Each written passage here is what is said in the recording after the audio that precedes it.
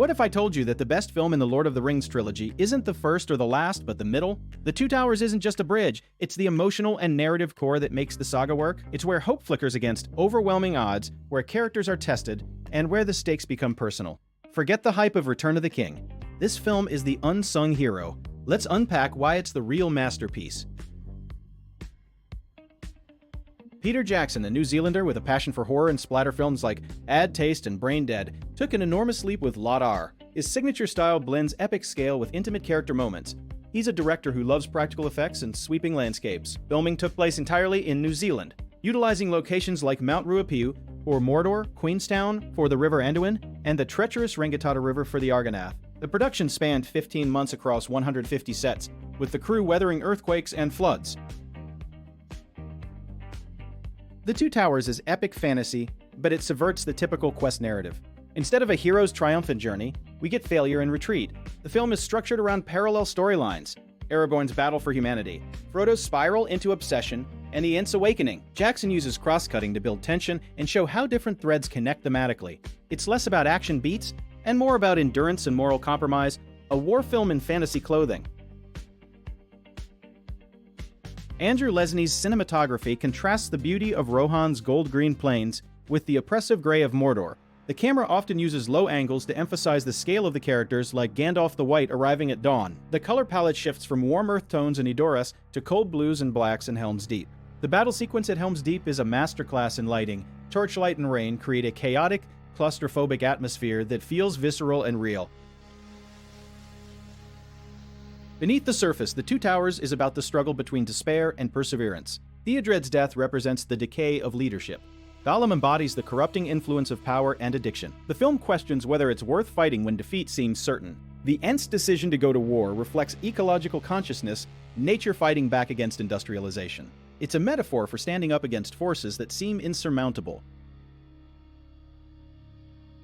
Easter egg 1. The eyes of the dead marshes are actually painted golf balls floating in a swamp. 2. The sound of the Balrog's roar mixes a lion's roar and a pig's squeal. 3. Sean Bean's Boromir appears in a flashback scene, even though his character died in the first film. Jackson used unused footage from Fellowship. 4. Treebeard's voice was created by John Rhys Davies, who also played Gimli through a pitch shifter and rhythmic breathing. 5. The Uruk-hai actor extras were trained military personnel to simulate real combat movement. The film had a budget of $94 million and grossed $906 million worldwide, with an opening weekend of $62 million. Critics raved. It holds a 96% on Rotten Tomatoes. Roger Ebert called it a landmark of popular cinema. Audiences loved the deeper character development, though some purists grumbled about cuts to Tom Bombadil. It was nominated for 6 Oscars and won 2 for Best Sound and Best Visual Effects, a testament to its technical prowess. Viggo Mortensen trained intensely with swords and even broke his toe during the iconic Uruk-hai kick. It's real pain in that shot. Bernard Hill as the Odin drew on his own experiences with grief to portray a king paralyzed by sorrow. Andy Serkis's performance as Gollum was so groundbreaking that it sparked debates about motion capture acting. Liv Tyler's scenes as Arwen were largely cut but restored in the extended edition, adding emotional depth to Aragorn's arc.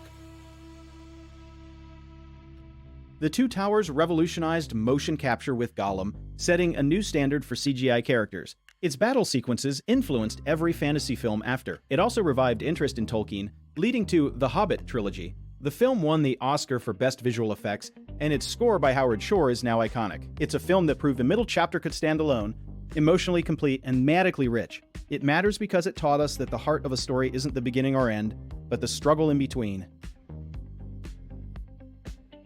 So, is The Two Towers the best of the trilogy? For me, absolutely. It's the film where hope battles despair, and even when it's raining arrows, the human spirit endures. I'm Jason, and I'd love to hear your take. Do you think The Two Towers holds up, or is it just a bridge? Comment below, and don't forget to like and subscribe for more cinematic deep dives. See you in the next video.